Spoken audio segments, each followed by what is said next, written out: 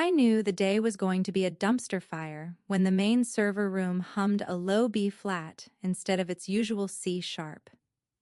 You spend 20 years listening to fans spin and hard drives grind, and you start to hear the music of catastrophe before the first ticket even hits the help desk. I was wrist deep in a rack mount, cable ties in my teeth, smelling like ozone and static electricity when the door banged open. It wasn't the respectful knock of a user who locked themselves out of their email. It was the entitled slam of a pair of Italian loafers that cost more than my first car. Enter Chase, the owner's son, a man whose entire personality could be summed up by a crypto king bio and a hairline that was retreating faster than his father's ethics and trailing behind him, clinging to his bicep, like a decorative barnacle was her. Let's call her Bambi. She was wearing enough beige linen to upholster a sofa in a dentist's waiting room and holding an iced matcha latte like it was a holy relic. Carol Chase barked, his voice cracking mid-syllable. He was trying to project authority, but he sounded like a poodle barking at a garbage truck. We need to talk now. I slowly unspooled myself from the server rack, dusting off the gray lint that accumulates in these windowless dungeons. I didn't rush. If there's one thing I've learned in 2 decades of it, it's that panic is for people who don't have backups. I looked at my watch. 10:14 a.m., my caffeine levels were critically low and my patience was non-existent. "Morning, Chase," I said, my voice flat. "Unless the building is on fire or your dad finally decided to switch us off Windows 7, I'm busy. The authentication bridge is acting like a moody teenager." Chase waved a hand dismissively as if the backbone of the company's digital existence was a fly he could swat away. "Forget the bridge. This is about vision, synergy, the aesthetic of the workplace." He gestured around my office, my sanctuary.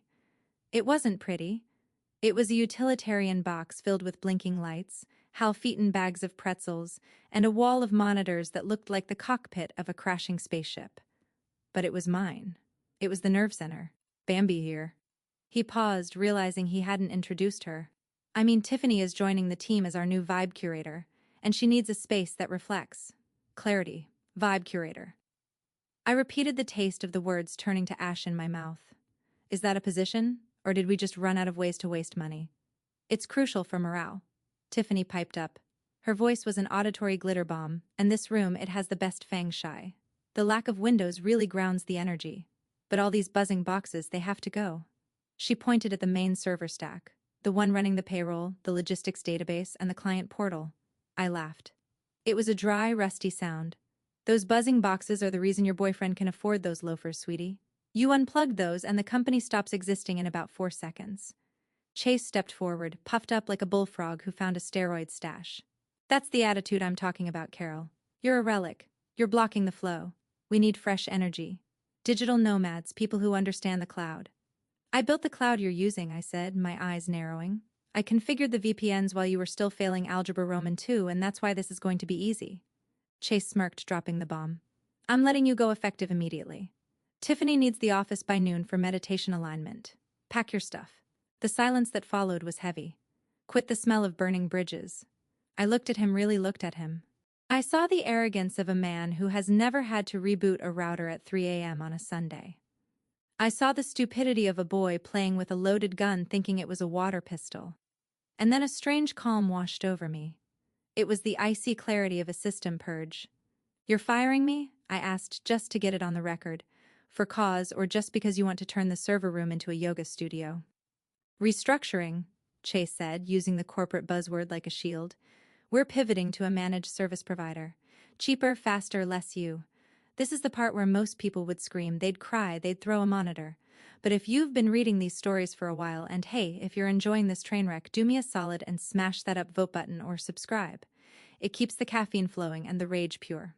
You know that the loudest scream is silence." "Okay," I said. Chase blinked. Tiffany stopped chewing her eco-friendly straw. They were expecting a fight. They wanted the drama. They wanted me to be the hysterical middle-aged woman so they could justify their cruelty. "Okay," Chase asked, suspicious. "You're the boss." I shrugged. I reached over to my desk, picked up my battered leather satchel, and swept my personal effects into it. A framed photo of my cat, a stress ball shaped like a grenade, and a half-empty pack of nicotine gum. "If you want me gone, I'm gone. I assume HR will mail my final check." Yet," Chase stammered, clearly thrown off by the lack of resistance. "Security will escort you out." No need, I said, slipping on my cardigan. It was a gray shapeless thing, my armor of invisibility. I know the way. I installed the badge readers, remember? I walked past them. I could smell Tiffany's perfume, something floral and cloying like a funeral home in July. I paused at the door, I hand on the handle. The servers were humming behind me. That B-flat drone of impending doom. One tip, Chase, I said, looking back. Don't touch the blue cable or the red one. Actually, just don't touch anything. Good luck with the vibe. I walked out into the hallway, the fluorescent lights buzzing overhead. People looked up from their cubicles. Susan from accounting, Mike from logistics. They saw me walking out with my bag at 10:20 a.m. They saw the set of my jaw. They knew I didn't say goodbye. I didn't warn them. I just walked to the elevator, pressed the button, and waited. Chase thought he was cleaning house. He thought he was taking out the trash.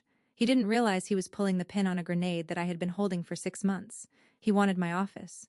He could have it. But he was about to find out that the office wasn't the room. The office was me, and I was leaving the building. Elevator dinged. I stepped in. The doors closed, sealing me off from the circus upstairs. I watched the numbers count down 4321 lobby freedom. But not quite yet. I had one more stop to make before the show started. The air outside smelled like exhaust fumes and freedom. I walked to my Subaru Outback, the one with my other car as a server rack sticker peeling off the bumper, and threw my bag in the passenger seat. I didn't start the engine, not yet. Instead, I pulled my phone out of my pocket and set it on the dashboard, propped up against a half-empty cup of Speedway coffee. I opened the stopwatch app. 000. I hit start. Most people think it is about fixing printers or resetting passwords for boomers who can't remember their dog's name. They don't see the invisible wires, precarious lattice of logic, and permissions that keeps a company from dissolving into anarchy. Chase certainly didn't see it. He saw blinking lights in a room he could repaint sage green for Tiffany's Instagram stories. He didn't know about the incident 6 months ago. Let's rewind.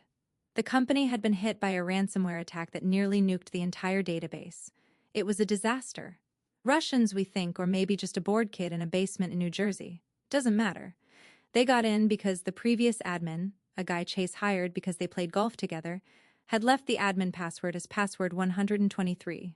The owner, Chase's dad, had come to me on his knees, literally almost. He was sweating through his suit, begging me to fix it. Carol, lock it down, he had said. Make it impenetrable. I don't care what it costs. Just make sure nobody can get in unless they are supposed to be there. So I did. I rebuilt the authentication protocol from the ground up.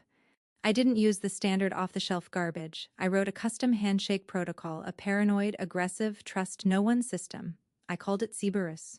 And because I'm not an idiot, and because I've been screwed over by corporate suits more times than I can count, I had a very specific clause inserted into my temporary contract for that rebuild. A contract Chase definitely hadn't read. Contract that was currently sitting in a fireproof box in my basement, not in the HR filing cabinet. I watched the stopwatch. 0432. By now, Chase would be moving Tiffany's yoga mat into the corner. He'd be unplugging things. He'd probably yank the Cat 6 cable labeled uplink because it clashed with the vibe. The system I built was designed to pull the network every 12 minutes. It checks for a heartbeat, not a digital heartbeat. A specific encrypted token that was tied to the active session of the senior systems coordinator, me. If that token disappears, if the session is terminated without the proper offboarding sequence, a sequence that takes 2 hours and requires 3 different passwords and a physical key, Cerberus assumes the worst. It assumes a hostile takeover. It assumes the admin has been compromised or removed by force. And Cerberus doesn't negotiate. Cerberus bites 0715. I lit a cigarette. I don't even smoke that much anymore. Mostly just when I'm drinking or when I'm watching a disaster unfold, but today felt like a Marlboro day. I cracked the window and let the smoke curl out into the damp air. I could see the office window from here. 3rd floor. I saw a silhouette moving near the blinds. Chase probably high-fiving himself for taking charge. He had no idea that the servers behind him were currently running a countdown of their own. You see, when Chase fired me, he didn't just tell me to leave, he called HR. HR, being the efficient little drones they are, would have immediately marked my status as terminated in the payroll system. And here's the kicker. I integrated the payroll status into the security protocol. The moment my status flipped to terminated in the database, Cerberus woke up, saw the discrepancy. Admin is gone. No handover protocol initiated. Threat level midnight 0945. My phone sat silent. The silence was delicious. It was the calm before the scream. I imagined what was happening inside. Susan in accounting was probably trying to save a spreadsheet. Mike in logistics was scanning a barcode for a shipment of HVAC units going to Cleveland. The receptionists were fielding calls. 11. 1 minute left. I took a long drag. The nicotine hit my bloodstream like a reassuring pat on the back. "You did good, Carol," I whispered to myself. "You did exactly what they paid you to do. You secured the system." I wasn't malicious. I wasn't a hacker. I was a stickler for rules, and the rules of the system were simple. If the pilot jumps out of the plane without putting it on autopilot, the plane locks the controls to prevent a crash, or in this case crashes the plane into the mountain to prevent the cargo from being stolen. 11:58, 11:59:12 on the dot. My phone screen lit up. The ringtone wasn't my usual Mima, it was the specific jarring alarm I had assigned to work emergency. The name on the screen, Chase, do not answer. I let it ring once, twice, 3 times. I picked it up, put it on speaker, and set it back on the dashboard. I didn't say hello, I just waited.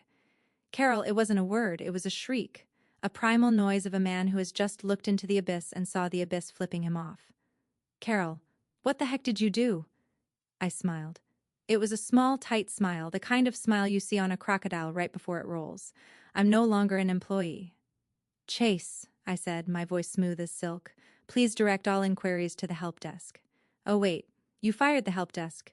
"The screen?" He screamed. "All the screens, they're red and there's a giant eye." "Why is the server asking for a retina scan?" I leaned back in my seat, watching the smoke drift towards the windshield. "A retina scan?" I asked, feigning mild surprise. "Oh right, that why is it asking for an eye?" Chase screamed again. I could hear the background noise now, a cacophony of confusion. Phones ringing unanswered, people shouting. What happened to my screen? The distinct beep beep beep of uninterruptible power supplies kicking in because the system had severed the grid connection to protect the hardware. "It's not just an eye, Chase," I said, picking a piece of lint off my leggings. "It's a biometric authentication request. High security protocol. I installed it after the Russian hack. Remember your dad insisted, I don't care about Russia," he yelled. "I can't log in. Tiffany can't log in." Was trying to check her Pinterest and the computer locked her out. "Tiffany doesn't have a security clearance." "Chase, why was she touching a network terminal?" I asked, my voice dripping with faux concern. "That's a violation of the acceptable use policy. The system interprets unauthorized users as intruders." "Fix it," he demanded. "Come back up here and fix it right now." "I can't," I said. "You fired me.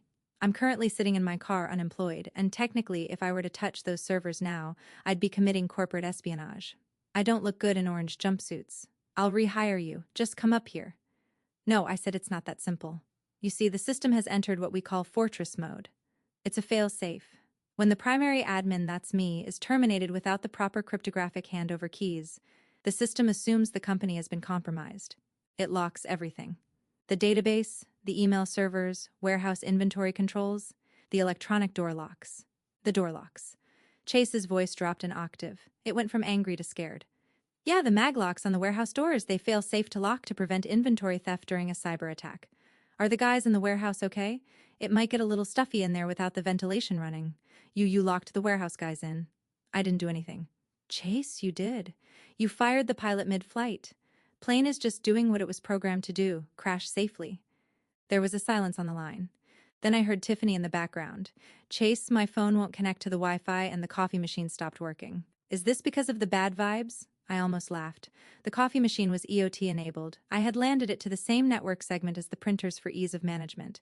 Cerberus had killed that port too. No internet, no caffeine, no peace, Carol.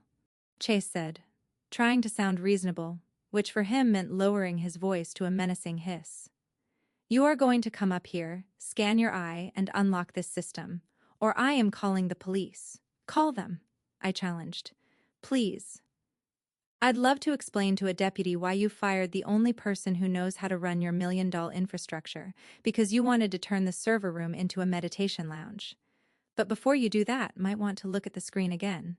Why does it have a countdown timer?" I heard him shuffling. "Yeah, it says 59 minutes remaining." "Right. That's the data purge fail-safe." "The what?" "If the biometric scan isn't provided within 60 minutes of a lockdown event, the system assumes the physical hardware is being stolen. It initiates a cryptographic wipe. It doesn't delete the data, Chase. It shreds it. It overwrites every hard drive with zeros, 7 times over. It turns your client database, your accounts receivable, and your dad's precious IP into digital confetti. You're lying, he whispered. Am I? I took a drag of my cigarette. You know how paranoid your dad is. He told me if we go down with secrets kept. I just followed orders. How do I stop it? You can't. Not without the retin of the senior systems coordinator. Not anymore. According to HR, I'm just a disgruntled former employee. I'm just no longer authorized. Unless I'm reinstated. But not just reinstated. Chase, I need to be onboarded. And since the system is locked, you can't process a new hire in the HR portal. So, we're screwed. You're screwed, I corrected him. I'm going to go to Applebee's. I have a craving for their spin dip. It's cheap, salty, and terrible for me, just like this job. Wait. Chase screamed. Don't hang up. You have 58 minutes. Chase, I suggest you call your father. Or maybe Tiffany can manifest a password with her crystals. I hung up. I stared at the phone. My heart was hammering in my chest, not from fear, but from the adrenaline of the gamble. The data purge was a bluff mostly. It wouldn't wipe everything, just the local encryption keys. The backups were safe. I wasn't a monster. But restoring from backups would take weeks. Weeks where they couldn't ship a single unit or bill a single client. The chaos I had unleashed was beautiful. It was a symphony of silence. But I knew Chase. He wouldn't call his dad yet. He was too proud. He would try to fix it himself. He would try to hack it. And that was exactly what I was counting on. I put the car in drive and pulled out of the parking lot, but I didn't go far. I drove to the strip mall across the street, parked in front of a Dollar Tree, and watched. It's amazing how much damage one man in a polo shirt can do. My phone started buzzing again, not Chase this time. It was Susan from accounting. I let it go to voicemail, then Mike from logistics. Voicemail, then the general office line. They were realizing the scope of the rot. I reached into the glove compartment and pulled out a folded piece of paper. It was a copy of the contract I had signed 6 months ago, the Cerberus Protocol Agreement. Chase's dad, Mr. Henderson, was a tough old bastard. He built the company from a garage operation into a regional HVAC supplier. He respected grit, but he was getting old and he had a blind spot the size of Texas when it came to his idiot son. He knew Chase was incompetent. He knew it deep down. That's why when the Russians hacked us, he didn't just ask me to fix it. He asked me to protect it. Carol, he'd said, swirling a glass of scotch in his office that smelled of rich mahogany and fear. I can't run this tech. Chase thinks he can, but he thinks blockchain is a type of jewelry. I need you to own it legally, so we drafted this beauty. Clause 7.4, Identity Persistence. Access to the root level administrative privileges is tied biometrically to the appointed systems coordinator. This linkage cannot be severed remotely or by administrative proxy. Clause 8.1, Termination Consequences. In the event of the coordinator's termination without a concurrent 30-day handover period, the system acknowledges a hostile vacancy. All operations cease until the vacancy is filled by a verified, bonded, and biometrically cleared successor. Clause 12. The idiot son clause, unofficially. Any attempt to bypass these protocols by unauthorized personnel, that is Chase trying to guess the password or hitting the server with a hammer, triggers a level 5 lockdown. I smoothed the paper out on the steering wheel. It was my insurance policy. It was my 401k of vengeance. 10 minutes later, my phone rang again, a known number. I answered this one. Who is this? I asked, munching on a pretzel I found in the center console. Is this Carol? A voice I didn't recognize. Young male, nervous, depends. Who's asking this? Is Kevin from Geek Squad Pro. I'm at the Henderson HQ. A Mr. Chase called us for an emergency unlock. I laughed so hard I nearly choked on a salt crystal. Chase had called the Geek Squad. He was trying to use a residential tech support service to crack a military-grade enterprise encryption. Kevin, I said, catching my breath. Run. Excuse me, you're standing in front of a rack of Dell PowerEdge servers running a custom Linux kernel with SC Linux in enforcing mode, aren't you? Yeah, it's asking for retina scan. Kevin, listen to me closely. Do not touch the keyboard. Do not try to boot from a USB drive. If you trigger 3 failed authentication attempts, the Halon fire suppression system might just accidentally discharge. And Halon sucks the oxygen out of the room. You like breathing, Kevin? I do. Then pack up your little toolkit. Tell Chase you don't have the clearance and leave. Charge him for the service call, obviously, but get out. Okay. Okay, ma'am. Thanks. Click. Chase was flailing. He was trying to bypass me. He thought tech was a commodity, something you could just buy at Best Buy. He didn't understand that context is everything. My phone pinged with a text from Chase. I know you're talking to them. Stop sabotaging me. I'm calling the lawyers. I texted back. Read the contract your dad signed. Clause 8.1. Also, you have 38 minutes before the data purge. TikTok. I wasn't just being petty. I was teaching a lesson. In the HVAC world, if you don't maintain the furnace, the house burns down. In the IT world, if you don't respect the admin, the world stops turning. Chase had spent years treating me like the janitor. He treated the systems I built like magic boxes that just worked because he willed them to. He was about to learn that magic requires a magician, and he had just fired her. I started the car again. I needed to be somewhere specific for the next phase. I wasn't going to Applebee's.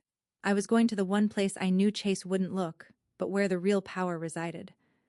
I was going to the golf course where Mr. Henderson played every Friday morning. 'Cause while Chase was the boss, Mr. Henderson was the owner. And there's a big difference between the guy who signs the checks and the guy who built the bank. I pulled into the gravel lot of the Rolling Hills Country Club. It was a place that smelled of old money and fertilizer. I wasn't a member. My salary bracket was more municipal pool than private fairway, but I knew the bartender, a cynical guy named Rick who made a decent whiskey sour. I sat at the bar, keeping an eye on the 18th hole through the panoramic window. Mr. Henderson usually finished his round by 12:30. My phone was now vibrating constantly. It was vibrating so much it was slowly walking across the polished mahogany bar top. New voicemail. Mike from logistics. Carol, seriously, what is happening? The gate won't open. I have 3 semi-trucks full of copper piping idling on the highway. The drivers are pissed. The union rep is here. Chase is screaming at a keypad. Call me back. New voicemail. Susan from payroll. Carol, the direct deposit batch. It didn't go out. It says authorization revoked. If the guys don't get paid tomorrow, they're going to riot. Chase told me to write paper checks, but the printers are locked. Please, Carol. I sipped my drink. It was cold, sour, and perfect. The unraveling was happening faster than even I anticipated. You see, modern business isn't just people in rooms. It's a nervous system. The inventory system talks to the shipping system. The shipping system talks to the invoicing system. The invoicing system talks to the bank. Chase had severed the brainstem. The body was thrashing. I unlocked my phone and checked the remote status of the network. Not via the admin tools. I was locked out too, but via a public F-facing status page I had set up for clients. Henderson HVAC system service unavailable. Error 5003. Administrator missing. It was public. The clients could see it. The vendors could see it. Chase called again. Carol, he was weeping now. Actual tears. The trucks are blocking the highway. The police are there. They're finding us for obstructing traffic. That sounds expensive, I said, swirling the ice in my glass. Just tell me the password. I'll type it in. I'll do anything. There is no password, Chase. How many times do I have to explain binary logic to you? It's a biometric lock. It needs my eye in front of the scanner physically. Then come here, I'll pay you. I'll pay you double for the day. Double for the day. I laughed. Chase, you fired me. You severed my contract. If I come back, I'm not coming back as an employee. I'm coming back as an external crisis consultant. Fine, consultant, whatever. My consultant rate is different from my salary. I don't care how much. $5,000. $5,000 for 1 hour to stop the data purge that happens and I checked my watch, so you don't get sued by the trucking union. And to make sure your payroll goes out so your 50 technicians don't walk off the job. Seems like a bargain to me. You're a man standing in a locked room with a fiancé who probably just selfie because the Wi-Fi is down. Who's really losing here? I can't authorize 5,000, he whimpered, without Dad's signature. There it was, the golden nugget of truth. Chase was playing CEO, but Daddy still held the checkbook. Well then, I said, watching a golf cart crest the hill on the 18th green. I guess you better find Dad. Oh, look at that. I think I see him. You're with him? Not yet, but I'm about to buy him a drink. I wonder how he'll feel when I tell him his fresh energy son just cost the company 100 grand in fines and lost productivity in under 2 hours. Carol, don't please, he'll kill me. He won't kill you, Chase. But he might take away your office. And Tiffany's yoga mat. I hung up. Mr. Henderson walked into the clubhouse. He looked sunburnt and tired, was wearing plaid pants that should have been illegal, but he wore them with the confidence of a man who owned the town. He spotted me at the bar. He frowned, confused. Carol, what the hell are you doing here? Shouldn't you be at the office? It's Friday, payroll day. I turned on my stool and gave him my best tired smile. Hey, Bob, funny story.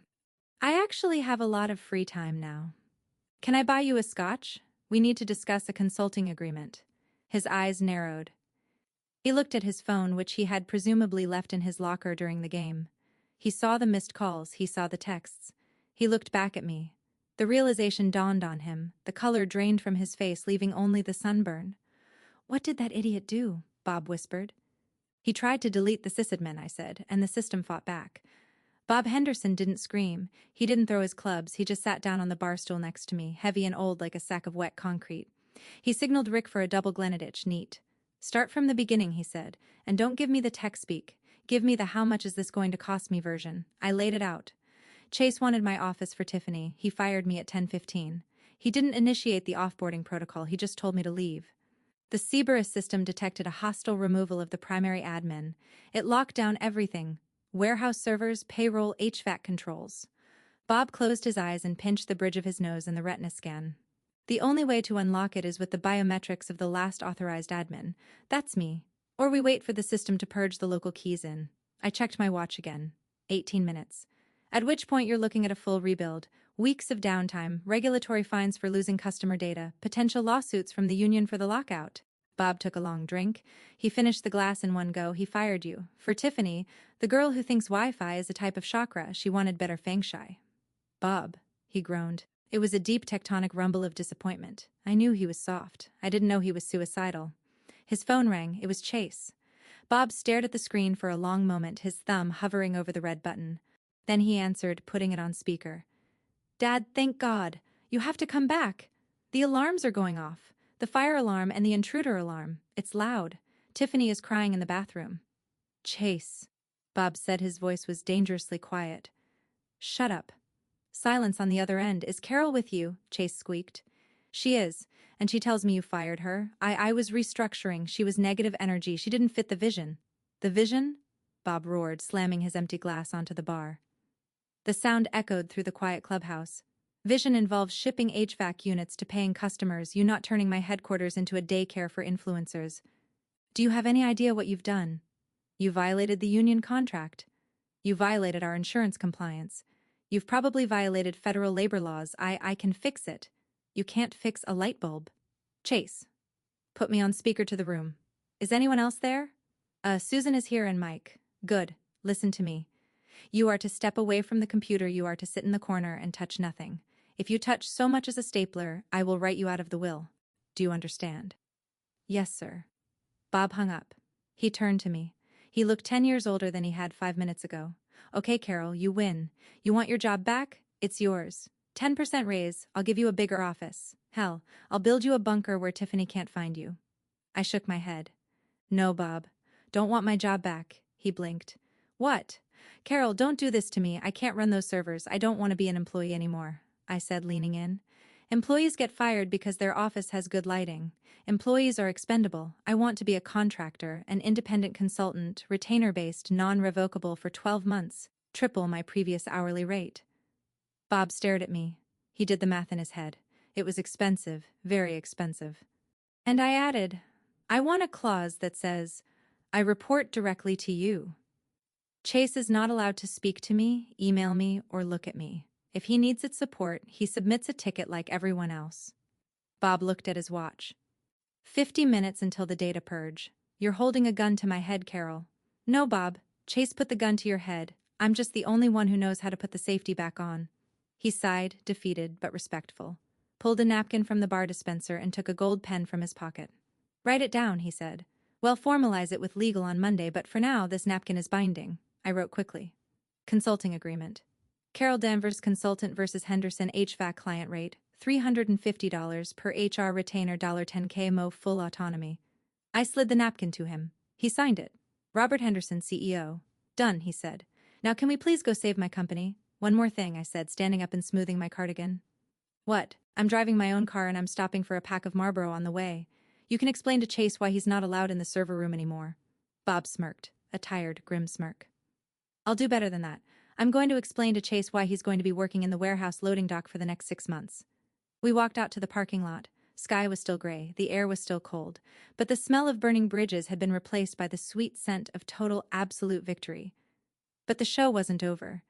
I still had to walk back into that building, and I intended to make an entrance. Driving back to the office, I felt a shift. When I left, I was Carol from it, the woman in the gray cardigan, who people only noticed when the printer jammed. Now I was a line item on the budget that cost more than a Lexus. I pulled up to the front gate. It was locked, obviously. A line of cars and delivery trucks snaked down the road. Drivers were standing outside their cabs, smoking and cursing.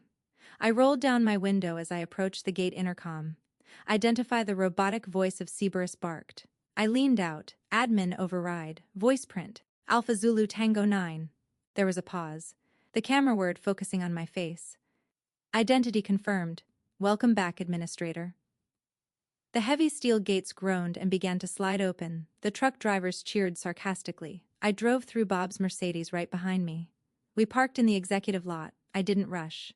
I walked to the trunk, got my bag, which I had just packed 2 hours ago, and slung it over my shoulder. Walking into the lobby was like walking into a riot in a library.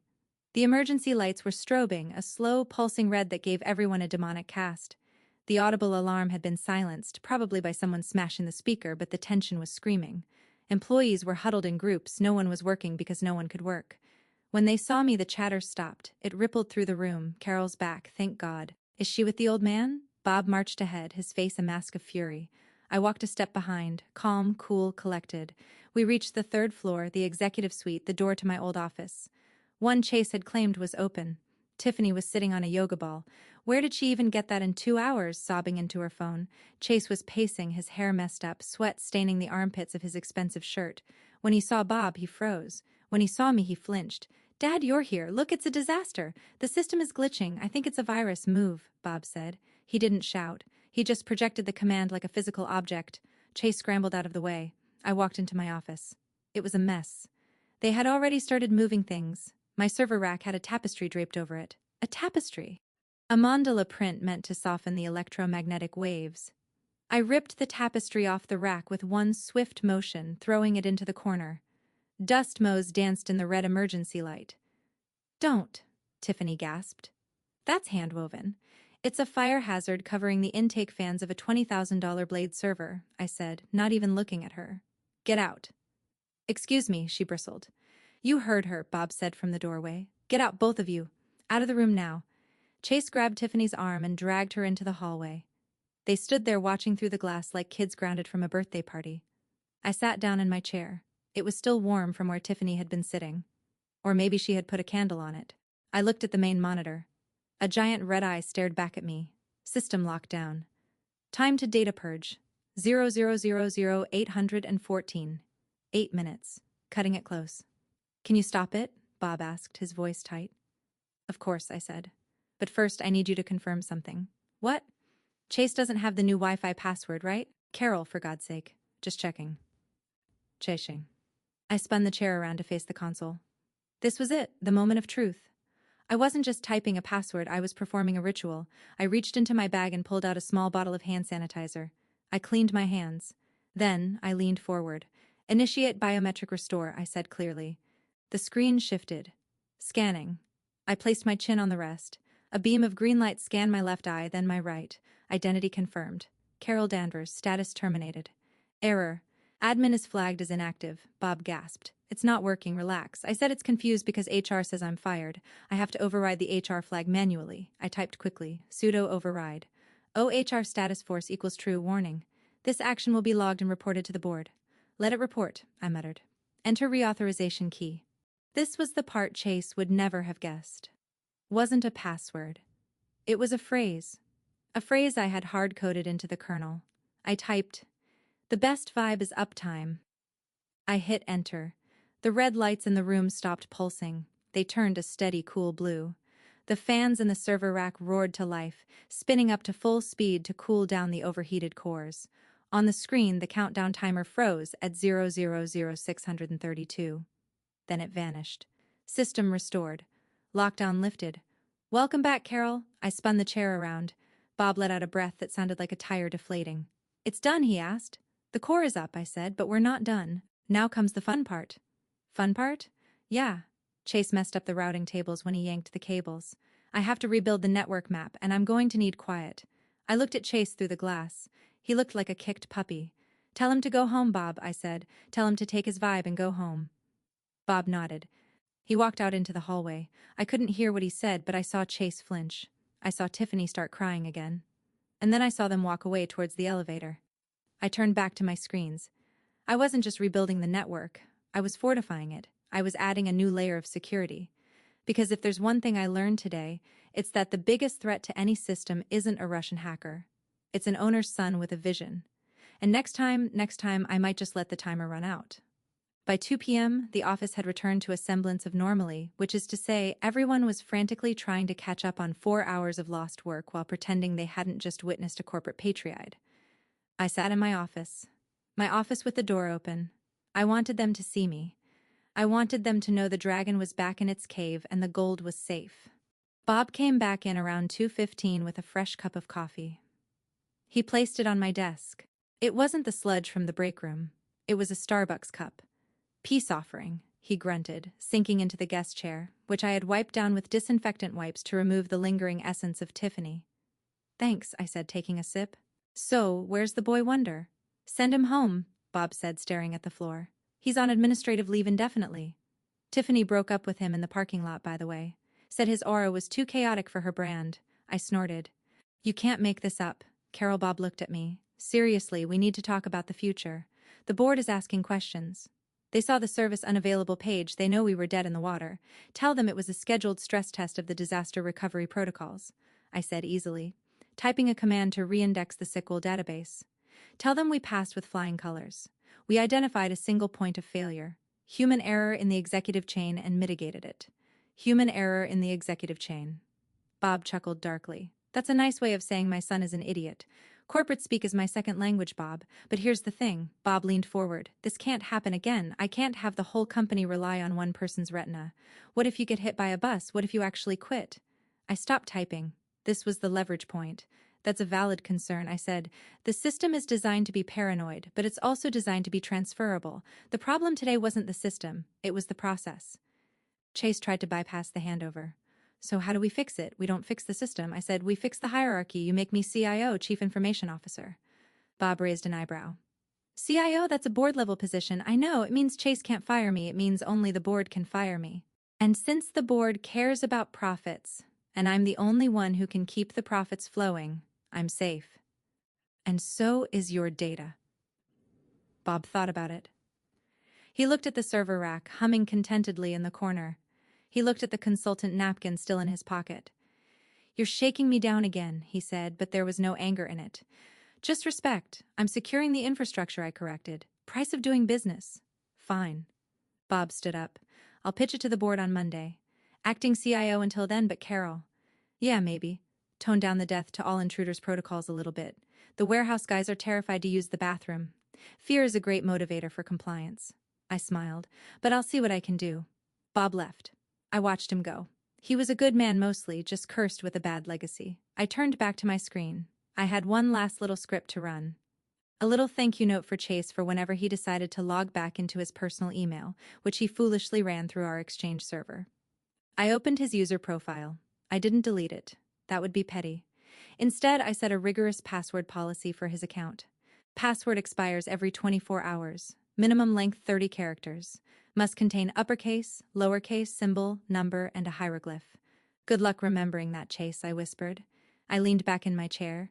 The B-flat hum of the servers was music to my ears. The office was ugly.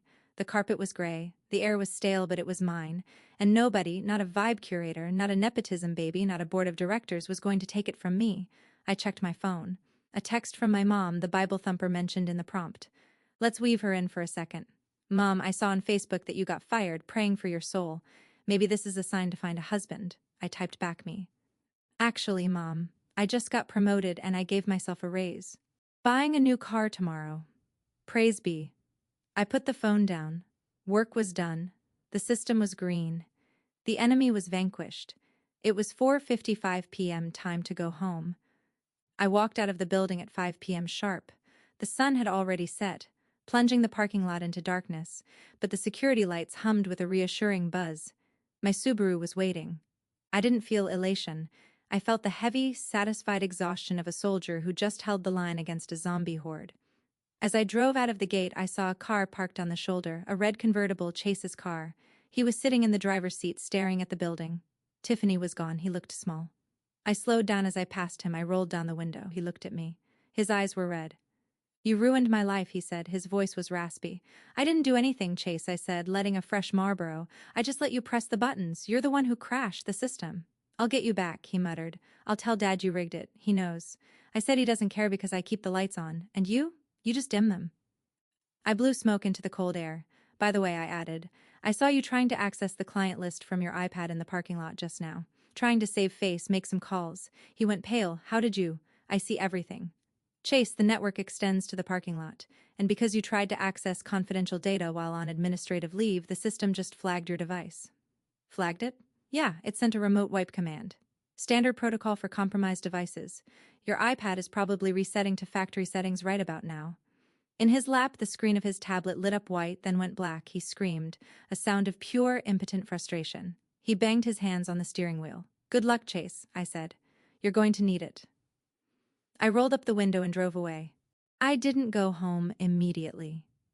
I stopped at the liquor store, bought a bottle of the good stuff, single malt, pay enough to strip paint, and I stopped at the grocery store and bought a jar of extra spicy pickles.